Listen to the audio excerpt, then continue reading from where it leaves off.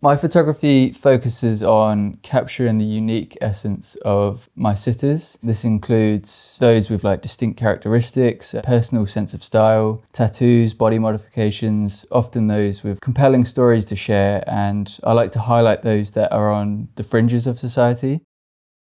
My name is Gant. I'm a photographer based in the east of England. I'm currently living in Norwich, and my camera has allowed me to meet and photograph some amazing people from all over the world, from all walks of life, and these connections are things that I'll cherish for the rest of my life, really. I shot this in 2019. It was on a Mamiya RB67, which I hired from the college I was studying at the time. Beautiful natural light, just right place, right time. It really encompasses what my work is about. It shows those who have body modifications in particularly different light compared to the stigma attached to them. As you can see in this image, the bond between Richard and Amy is really nice, it's really deep. It's so nice to show him in this way and to show there is more to people with these modifications than what you initially see on the surface.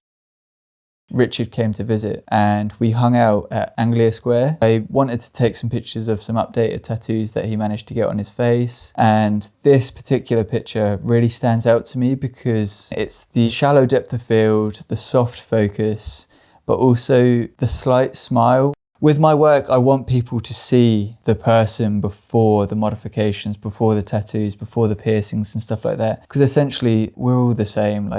We've made different decisions in our life. Some of us have chosen to never get tattooed, and others have gone the other way and got every part of their body tattooed. But I feel like deep down, we are all the same, and that's what I'd like to convey in the work that I create, especially my portraiture. Having recently moved to NR3, I heard this phrase, NR3 is the place to be. So I wanted to look into that and explore what that meant. And Evia, she runs a business called Loopy Studios. She basically makes crochet knitwear items, which is what she's wearing here. This is something that she's created. This portrait was shot on a large format camera, so a 4x5 sheet film. And this was lit in Evia's bedroom. I had a window just behind her right arm, but also in front of her, I had one light with a softbox. Although it is a wider frame than what I usually shoot, the intimacy is still there. There's quite a deep gaze. And I think large format lends itself beautifully to portraiture because of the whole slow, considered approach. You only get one shot per sheet of film. So you really need to consider your composition, ensure that you've got the focus. I like to convey a sense of warmth, and Kodak Gold really presents that effortlessly. I don't really need to do much in terms of post-production to bring out those warmer tones. And this image was shot during a walk around Norwich Cathedral on a crisp autumnal morning, just to get that kind of really soft morning light. And again, it's a little composition trick that I tend to do with a lot of my sitters, where I ask them to either look up slightly or maybe just to look at the top of my head, and captures an element of contemplation and encourages the viewer to maybe look and think, where's she looking? What's she thinking about? Given the time of year that this was shot and the outfit that Clem decided to wear on the day, I think it all ties in very well with that feeling of beautiful, crisp autumnal morning with the browns, her red hair, but then that vibrant pop of her blue eyes. And I believe if you zoom in enough, you might be able to see me in her eyes.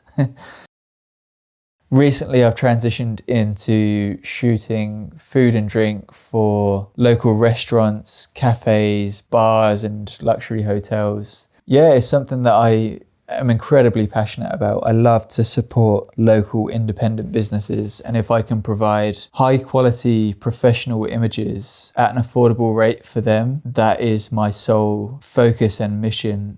After shooting with film for the best part of a decade, I thought if I'm going to progress in this and make a living and be able to shoot other elements that I'm interested in, for example, food and drink, interiors, events, weddings, etc., all these different genres of photography, I would need to do so on a digital setup. So I bought a Fujifilm GFX 50S2. They give you the ability to create these film-like recipes, they call them. I want to treat it as if I was shooting on film.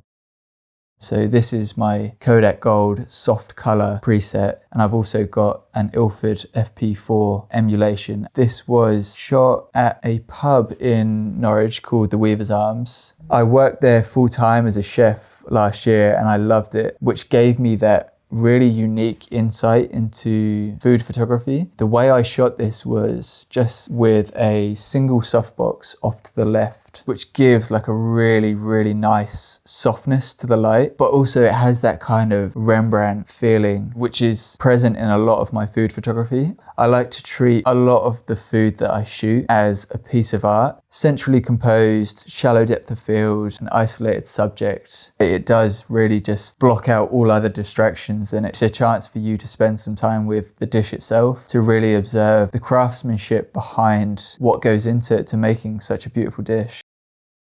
Rosie Matheson is quite a big influence on my early portraiture. When I saw Rosie's image of Elliot with the freckles and the shallow depth of field, I went on a bit of a rabbit hole to sort of find out what camera she was using. I know it's not all about the camera. For me, it's more about the subject. But to achieve the results that Rosie creates, like that's where I could see myself. But my approach was more of a black and white style, because I always gravitated towards black and white, whereas she would always shoot Portrait 400.